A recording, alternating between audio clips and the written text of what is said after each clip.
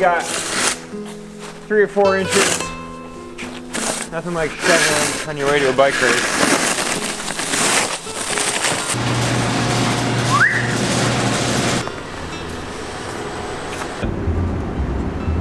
Maybe there's no more snow coming.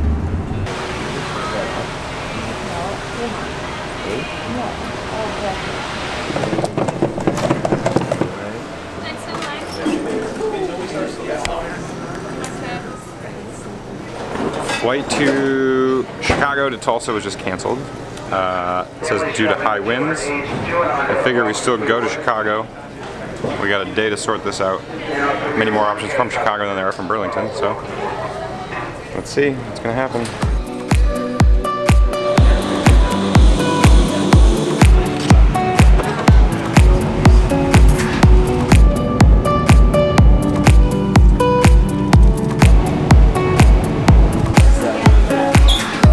Delayed again.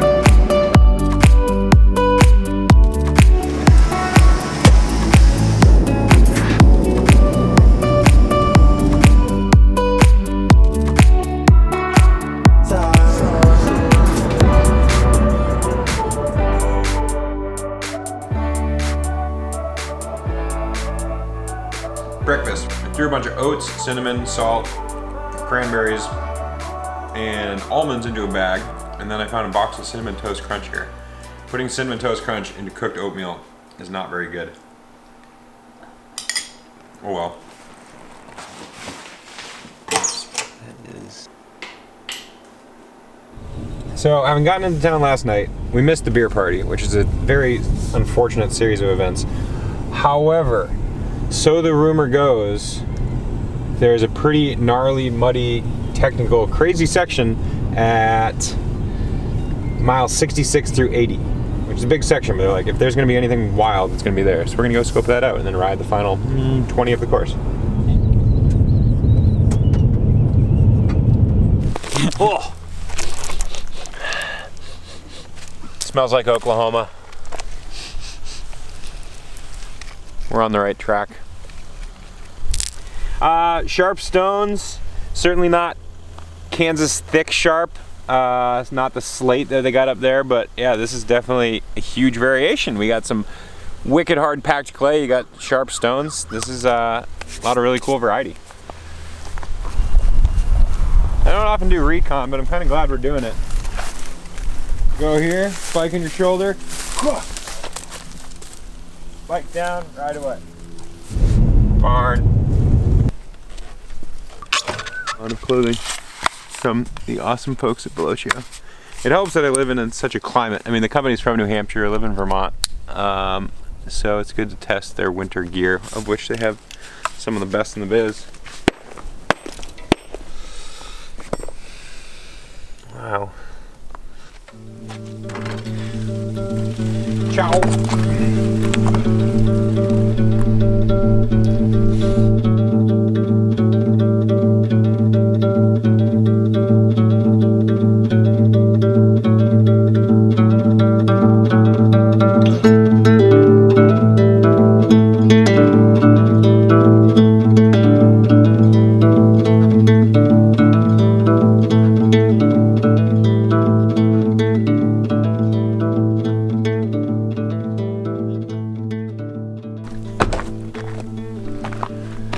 Peanut butter clay.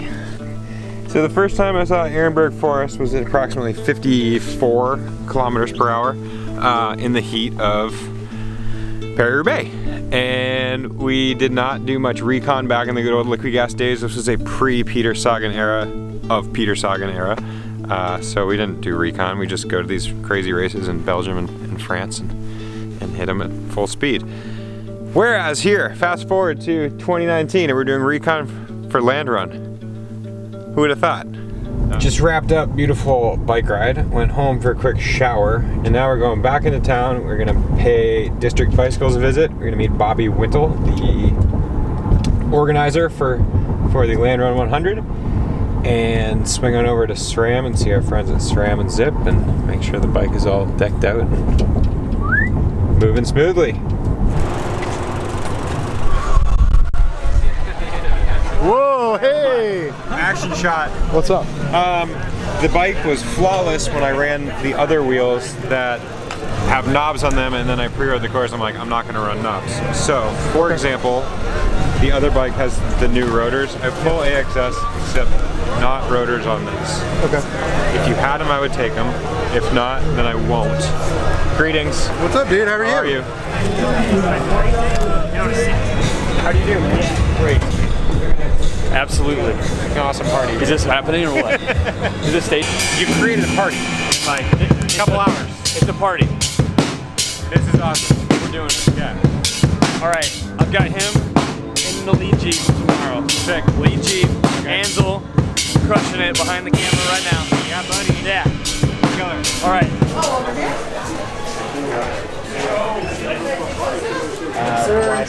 Three, please.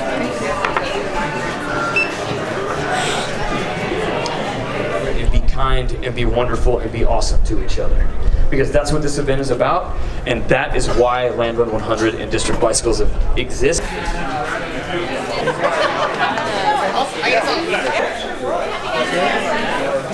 Appreciate you guys. B665. Oh, that's super smart. You just hand them out in order. Did you do a drop bag service or are you doing a drop bag service? No. Okay. Thank you though. We're having dinner. Rolling in with a bunch of SRAM athletes. We're gonna have a freaking blast. We're gonna eat pizza. What's better than pizza? Nothing. Yes. Yeah. How are we doing? Jason, how's the guy who cut in front of you? It's gonna be chilly to start. Sure. Shorties to the front.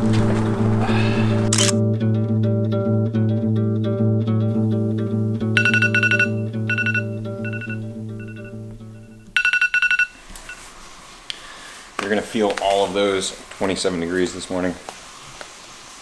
All right, play by play on what's in my pocket. Rear right pocket, I always have my cell phone. Started racing my cell phone because the UCI started letting me do this in these gravel races where the UCI doesn't have their hands yet. Center pocket, generally have your heavier items like your food. So I got 3 untapped waffles. Chai is freaking delicious, a little spicy because it's freaking cold out there. 3 untapped packets, one with the real coffee, 27 milligrams of caffeine. And then DIY on the side of the road, we got CO2 with a valve head. I also got a CO2 with a Dynaplug plus a 4mm and a 5mm, so I can be doing any sort of bike work on the side of the road. If you need anything besides a 4mm or 5mm, chances are you're having a bad day and you're going to need more than just these 2 things. You're probably going to need your cell phone. The rumor here in Oklahoma with its red clay mud is mud, peanut butter mud. Here are my mud shearing sticks, paint sticks. Excited about that. Plus, I got this very handy mini lube from the folks at Smooth Operator Lube. Thanks for your trial size, very handy. Hydration pack on the back. 1 water bottle to start, 1 water bottle halfway through. And then a hydration pack that has these sweet pockets with all of these things in it again. So, 100 miles of fun, here we go. How do you feel about the race? I'm excited. This is a really good kickoff race of the year. It's a nice formal kick to the teeth. It's a good test of early season fitness. See where my New England fitness is relative to the national scene here. See who's flying, see who's taking a nice long rest. I'm excited. My plan, I need to tell myself to be disciplined, to not go on an early attack. You know, everybody has good legs in the first 2 hours, 3 hours, 4 hours. So yeah, you follow the right moves. However, don't go out guns a-blazing straight from the get-go. Feel about right here. So nice. Hey man, what's up? Hi YouTubers, how's it going? And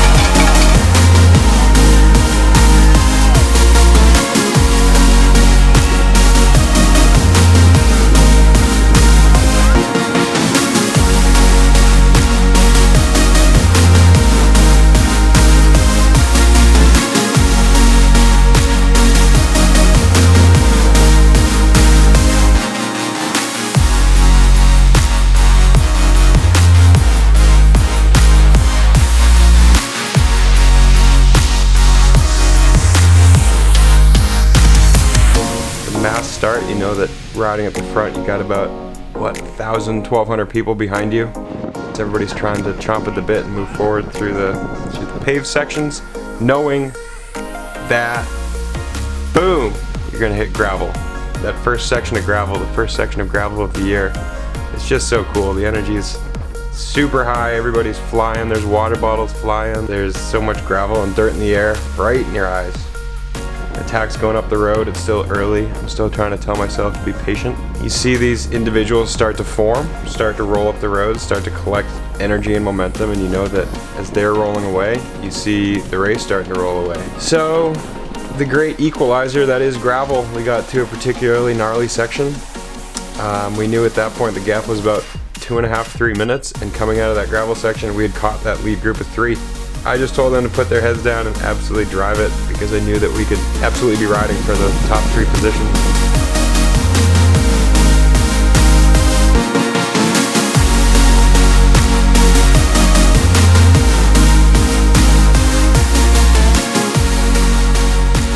At this point, road tactics begin to come out, probably around 10 kilometers to go.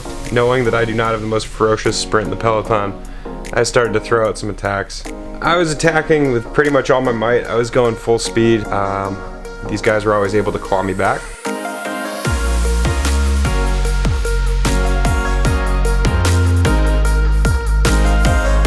So rolling into town, went through a few lights. Say, all right boys, this next light, this is game on, because we had just come to a red light. And then it was funny, we're basically track standing, the light turns green, and then ready, set, go.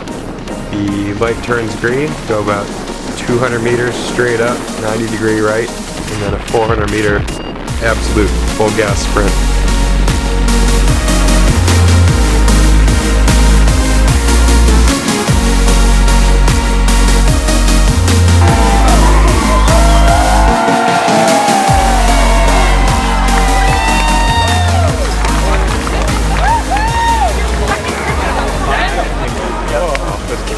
I know, we almost did. Ow. Ow. Cramp in every orifice. But I got my recovery beverage. Fully, thoroughly, absolutely cracked. I mean, the number of times in that race I was like, well, this is over. And team tactics started coming out, and you know, groups up the road, we'd stop, you'd coast downhill, you'd be putting the brakes on downhill. That was kind of funny. But then I'm like, dudes, if we can reel them in, if we can reel in those front 2 guys, then we have a bike race again. And that's exactly what happened. Fitness test complete. Second place, I'm okay with that. Finished second to Payson McAlvin. Kid's super fast. Drew Dillman was 3rd. He's a ripping cyclocrosser, young kid. Yeah, it was funny. Talking to the guys at the end, they're like, well, Ted, you're retired and the 2 of us are just here for some kick-ass training, so what do you say we just sort of like rotate? I'm like, dudes, I'm fine with that. How was the event? I don't know if you've noticed, since we last spoke, my facial hair fell off. How's the event?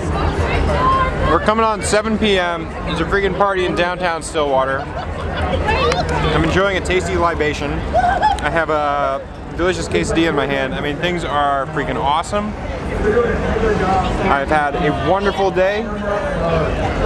I think if the weather were considerably worse and it was muddy, then I'd probably be like, a little bit more questionable, maybe it's not as good. But the red mud is something to contend with in Oklahoma, and we had an awesome day here.